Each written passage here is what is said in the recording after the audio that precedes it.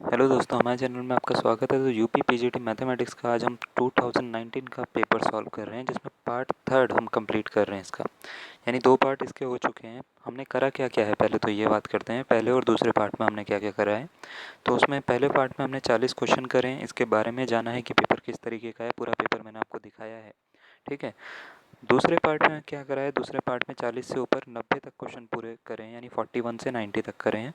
और आज जो है 90 और 90 से ऊपर वाले जो क्वेश्चन है वो आज इस वाले पार्ट में इसके यानी 125 टोटल क्वेश्चन है। और ये फाइनल पार्ट है, लास्ट पार्ट है। तो ये पूरा ख़त्म कर दे रहे हैं हम ये वाला पेपर 2019 का, ठीक है। तो अगर आपने पार्ट 1 पार्ट 2 नहीं देखा है, आपको देखना है, तो आप इसी प्लेलिस्ट में आपको यूपी पीजीटी के नाम से एक प्लेलिस्ट मिल जाएगी प्रीवियस ईयर पेपर की। तो वहाँ पे आप जाके ढूंढ सकते हो, मिल जाएगा आराम से, ठीक है ना। तो चलिए स्टार्ट करते हैं। देखो क्वेश्चन नंबर 90 जो दे रखा था ना, क्वेश्चन नंबर 90 ये करवा चुका हूँ मैं खाली दिखा रहा हूँ आपको। ये दे रखा था लास्ट क्वेश्चन जो हमने करा था, the sum of the series पूछा था। सीरीज़ दे रखी है 1/1 × 3 5 × 7 9 × 11 एंड सो ऑन। और इसका सम पूछा है कि क्या होगा, ठीक है। तो 4 ऑप्शन आपको दे रखे थे। इसका जो है π/8 करेक्ट आंसर होगा। अभी मैं इसके सॉल्यूशन की वीडियोस भी आपको पोस्ट करने वाला हूँ, तो आप बने रहिए। इसके सबके सॉल्यूशन भी मैं आपको दूंगा। ये तो आंसर की दे रहा हूँ, है ना। तो सॉल्यूशन भी आपको इसके मिल जाएंगे सबके। जैसे एलटी के भी कुछ सॉल्यूशन बच्चों ने मांगे थे, दोस्तों ने मांगे थे हमारे, तो हमने उनको प्रोवाइड कराए हैं वो वाले सॉल्यूशन जो जो उनको क्वेश्चन नहीं आ रहे थे। तो ये पूरा पेपर ही सॉल्यूशन में हम प्रोवाइड करवा देंगे आपको।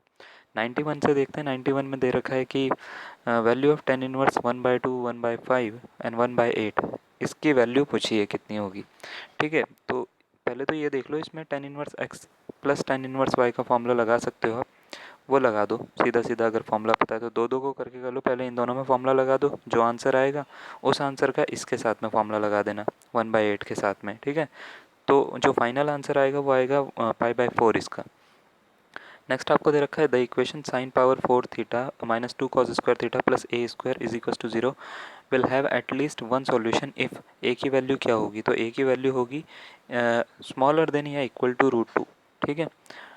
नेक्स्ट आ जाते हैं। आपको बोल रखा है इफ़ ए की पावर है sine x plus iota y है is equal to A plus iota B है। तो ए और बी जो है वो रियल नंबर्स होंगे, वो तो ठीक है।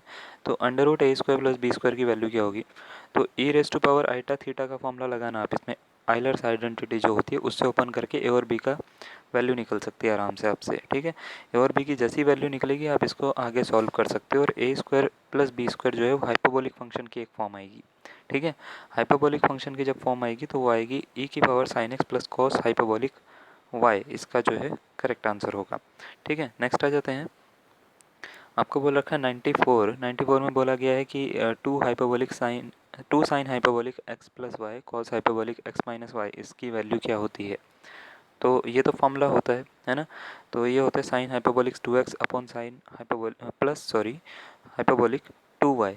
ऑप्शन नंबर सी इसका करेक्ट आंसर होगा। 95 पे आ जाते हैं। इन अ ट्राइंगल ए बी सी एक ट्राइंगल है। ए जो है 5 है, बी 7 है, और साइन ए दे रखा है 3/4, ठीक है। तो how many such triangles are possible, ऐसे कितने ट्राइंगल बन सकते हैं जिसमें ये डायमेंशन फॉलो हों तीनों के तीनों, ठीक है। तो 95 की अगर हम बात करें तो ऐसा कोई भी ट्राइंगल नहीं बन सकता, तो इसका आंसर 0 होगा, ठीक है। नेक्स्ट आ जाते हैं 96 पे। 96 है if divergent of R N R is equal to 0 then N की वैल्यू क्या होगी, ठीक है। तो एन की वैल्यू आपसे पूछी गई है 96 में। इसका जो है ऑप्शन नंबर अगर हम बात करें, ए इसका करेक्ट आंसर होगा -3। फिर 97 में आपसे बोला गया है if A is equal to I plus J plus K है, ए डॉट बी है, sorry A dot B is equal to 2 है, and A cross B is equal to है जे माइनस के। तो मॉड 3b किसके बराबर है। Mod 3b की वैल्यू पूछी है, वेक्टर की फॉर्म में है ना। तो इसका ऑप्शन नंबर 2 जो है 3√2 इसका करेक्ट आंसर होगा। नेक्स्ट आ जाते हैं। आपसे बोला गया है कि यहाँ पे ये कट रखा है, तो मैं यहाँ से पढ़ के बता रहा हूँ। आपको बोला है if A cross B whole square plus A dot B whole square is equal to 81 है, mod of B is equal to 3 है, तो मॉड ऑफ ए की वैल्यू कितनी होगी, ठीक है। तो 98 की अगर हम बात करें, 98 का बी इसका करेक्ट आंसर होगा, ठीक है, यानी 3। नेक्स्ट आ जाते हैं। आपको बोल रखा है कि value of I minus J, J minus के माइनस जे, ठीक है। इसकी वैल्यू क्या होगी, आई माइनस जे, जे माइनस के माइनस जे। तो इसकी जो वैल्यू होगी वो होगी 0। ऑप्शन नंबर डी इसका करेक्ट आंसर है। तो ये मैं जो आपको आंसर दे रहा हूँ ये आंसर की के हिसाब से दे रहा हूँ, ठीक है। अगर आपको कहीं पे ऑब्जेक्शन लगता है तो आप मुझे बता सकते हो, मैं इसका सॉल्यूशन करूँगा। और आपको इसका आंसर अगर लगता है ऑब्जेक्शन तो ही, ठीक है ना, तो मैं आपको इसका सॉल्यूशन करके आंसर दूंगा अगर मुझे लगेगा कि हाँ आंसर में कुछ अलग है, ठीक है। The directional derivative of phi is equal to X Y plus Z X at 1 1 1 in the direction of vector I minus 2 j plus 2k is, ठीक है। तो 100 की अगर हम बात करें इसका ऑप्शन नंबर बी इसका करेक्ट आंसर दिया गया है 2/3। नेक्स्ट आपको दे रखा है 101 में बोला गया है if U and V are vector point function and scalar and something phi is an scalar function then which of the following statement is meaningful. कौन सी स्टेटमेंट मीनिंगफुल है, A B C D 4 option आपको दे रखे हैं। इसका अगर हम बात करें ऑप्शन नंबर डी इसका करेक्ट आंसर होगा।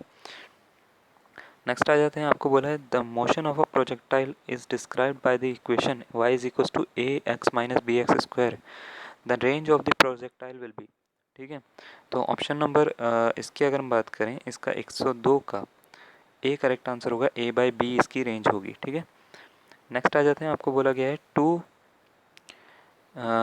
Equal perfectly elastic bodies impinge directly, then after impinged, okay, both interchange their velocity, both come to rest, velocities of both do not change, या none of these, ठीक है। तो इसका अगर हम बात करें इसका ऑप्शन नंबर ए इसका करेक्ट आंसर होगा, both interchange their velocity. Next आ जाते हैं 104 पे। 104 में बोला गया the centre of gravity of a solid right circular cone of height h is, solid right circular cone जिसकी हाइट h हो उसका सेंटर ऑफ ग्रेविटी क्या होती है। बीएससी में आपने पढ़ा होगा सेंटर ऑफ ग्रेविटी सीजी निकालना, ठीक है, मेथड्स होते हैं उसके, वैसे ही निकालेंगे हम।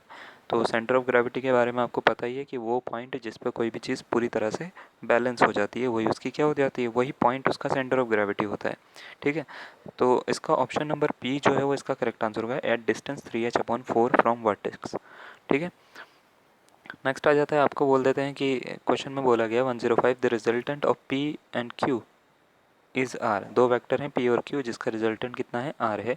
If P is reversed and Q remaining the same, the new resultant become r dash, okay। if r is perpendicular to r dash then mod p और mod q का रेशियो क्या होगा, ठीक है। मॉड मतलब डिस्टेंस की बात हो रही है फ्रॉम ओरिजिन, ठीक है। तो ऑप्शन नंबर अगर हम इसकी बात करें 1:1 होगा, बी इसका करेक्ट आंसर होगा। 106 पे आ जाते हैं। 106 में बोला गया टू कांस्टेंट फोर्सेज हैं, दो कांस्टेंट फोर्सेज हैं, ये हैं वेक्टर पी या vector Q, acts on a particle at a point, ये पॉइंट दे रखा है 4-3-2 पे, moment of the resulting force at origin will be, okay. तो इसका अगर हम बात करें इसका option number B correct answer होगा, -21 I -22 J -9 K, ठीक है। फिर आपको बोल रखा है कि the coefficient of middle term in the expansion of 1 + 3x + 3x square plus X cube whole raise to power 8 in the power of x will be. तो इसका कोफिशिएंट पूछा है आपसे, ठीक है, कोफिशिएंट ऑफ मिडिल टर्म पूछा है। इसका एक्सपेंशन अगर हम करेंगे तो इसका मिडिल टर्म का कोफिशिएंट क्या होगा।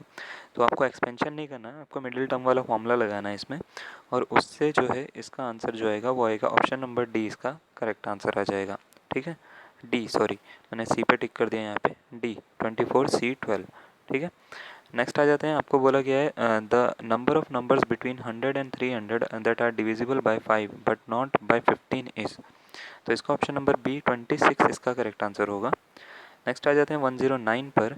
If A and B are symmetric matrices then A B is symmetric if and only if. अगर ए और बी दो मैट्रिसेस हैं और वो सिमेट्रिक हैं तो ए इंटू बी यानी उनका जो मल्टीपल होगा वो भी सिमेट्रिक कब होगा, कौन सी कंडीशन ऐसी होगी जो सेटिस्फाई होनी चाहिए तब वो सिमेट्रिक होगा। तो अगर A B is equal to B A है तो ही वह सिमेट्रिक होगा, अदरवाइज नहीं होगा, ठीक है, यानी ऑप्शन नंबर ए।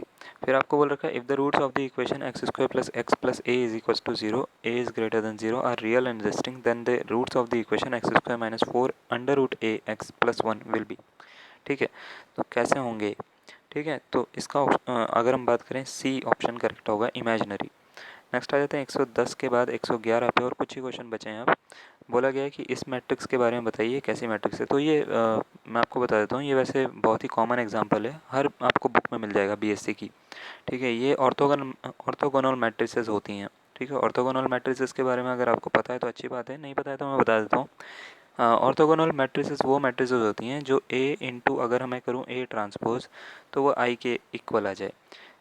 इसका उल्टा भी हो सकता है, ए ट्रांसपोज इंटू ए कर दूँ तो भी यही आंसर आएगा, यानी आइडेंटिटी मैट्रिक्स बननी चाहिए। जब आप इसके ट्रांसपोज के साथ में मल्टीपल करोगे तो आइडेंटिटी मैट्रिक्स बन जाएगी। साइन स्क्वायर थीटा यहाँ पे मिलेगा, कॉस और sine square theta plus cos square theta यहाँ पे मिलेगा, और यहाँ पे भी, और बाकी सारे एलिमेंट ज़ीरो हो जाएंगे इसके।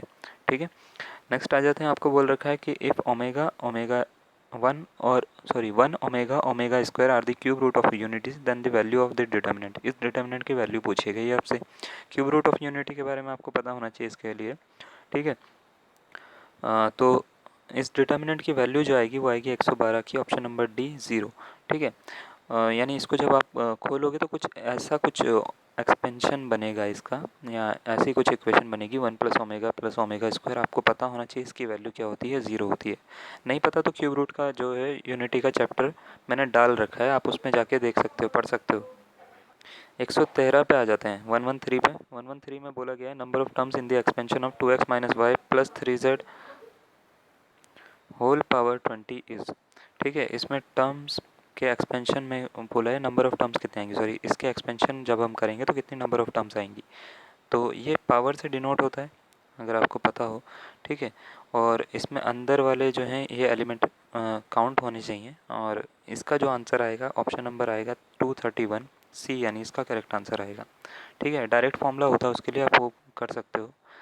और फिर आता है 114 में बोला गया है कि the sum of two distinct roots of the equation, यानी अगर इस इक्वेशन को सॉल्व करते हैं, इस डिटर्मिनेंट को सॉल्व करते हैं तो एक इक्वेशन बनेगी। उस इक्वेशन के दो डिस्टिंक्ट रूट आएंगे, उनका सम कितना आएगा, तो उसका सम आएगा 15। ये इसका करेक्ट आंसर होगा, ऑप्शन नंबर सी। नेक्स्ट आ जाते हैं 115 पे। 115 का भी बात करें, लिमिट की बात करी गई है। एल हॉस्पिटल रूल लगाओ, सबसे बढ़िया रूल होता है। ठीक है, 3 बार लगेगा, 3 बार लगाना। जब इसका आंसर आएगा तो आंसर आएगा सी, इसका करेक्ट आंसर होगा -1/12।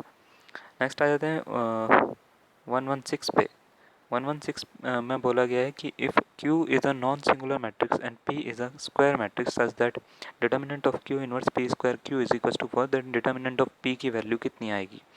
ठीक है, तो ऑप्शन नंबर सी इसका करेक्ट आंसर होगा, 2 आएगी इसकी भी वैल्यू। ठीक है, अभी तक 3 क्वेश्चन या 4 क्वेश्चन जिनके सी आंसर हैं। 117 पे आ जाते हैं। 117 में बोला गया है कि अगर जो ये इक्वेशन है, यानी आपको एक मैट्रिक्स दे रखी है, if A is equal to 1 -1 -1 और 1, तो ए क्यूब की वैल्यू किसके इक्वल होगी। तो इसका ऑप्शन नंबर 20 का करेक्ट आंसर होगा, 4 ए के इक्वल होगी। नेक्स्ट आपको बोल रखा है if A B and C are rational number and A X square plus B X plus C is equal to 0 and 2x square plus X minus 2 is equal to 0 have a common root. यानी ये दो quadratic equation आपको दे रखी है, पहली ये है, दूसरी ये है, द्विघात समीकरण। दोनों का एक कॉमन रूट है, यानी दोनों में एक कॉमन आंसर आता है। तो 4a minus 2b plus 3c की वैल्यू कितनी होगी। वो कॉमन रूट जो है उसको b नाम दिया गया है, मान लेते हैं, या a नाम दिया गया है, या c नाम दिया गया है, वो आप दे सकते हो। तो इसमें जो है सी नाम सी नाम कह रहा हूँ, 4a minus 2b plus 3c, वो जब आप रूट निकालोगे उसके बेसिस पे आपको डिसाइड करना पड़ेगा। ठीक है, तो इसकी वैल्यू जो आएगी वो आएगी सी, ऑप्शन नंबर, यानी 0। नेक्स्ट आ जाता है इफ़ एच एन के आर सब ग्रुप ऑफ अ ग्रुप जी, और पहले ग्रुप का ऑर्डर दे रखा है 3, के वाले का दे रखा है 5, और ऑर्डर ऑफ ग्रुप जी दे रखा है 30, तो एच इंटरसेक्शन के का ऑर्डर कितना होगा। तो ऑर्डर कितना होगा एच इंटरसेक्शन के का, आपका 1 होगा, ऑप्शन नंबर 1 जो है, यानी ए जो है वो इसका करेक्ट आंसर होगा। फिर आ जाते हैं एक और, if A inverse is equal to 1 2 3 4 दे रखा है, तो 2a की वैल्यू क्या होगी। इन्वर्स वाले फॉर्मूले का यूज़ कर लो आप, है ना। तो इन्वर्स वाले फॉर्मूले से आप इसको क्या है, कन्वर्ट कर सकते हो एक दोबारा से इसी मैट्रिक्स में। तो इसका 120 का जो है सी इसका करेक्ट आंसर आएगा, -4 2 3 और -1।